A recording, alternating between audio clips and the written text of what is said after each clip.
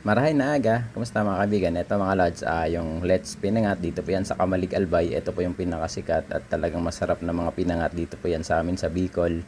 Ito mga lods mga kaibigan, dalawang klase po yan na klaseng pinangat. Bukod sa pinangat, meron pa po sila dito ibang klaseng ulam na pwede nyo pong pagpilian. Pero ito mga lods talaga mga kaibigan, ang gustong gusto ko na ulam, yung pinangat dito po yan sa Let's.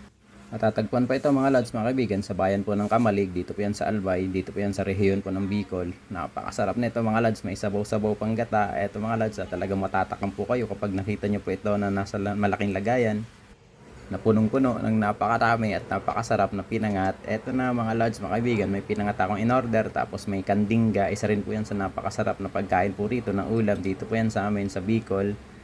Tara na mga kaibigan, kaon na po kita, tikman na po natin itong napakasarap na pinangat po ng Kamalig sa Albay. Etong pinangat mga kaibigan, mga lods, may dalawang klase po yan. Yung isa, yung inulukan, tapos eto yung pinangat na puro gabi lang po yan. Yun po sana mga kaibigan, yung orderin ko, kaso wala po wala pa po silang niluluto. Maaga pa po kasi ako pumunta rito. Try po natin sa ibang tindahan. Kaon na po kita mga kaibigan, mga lods.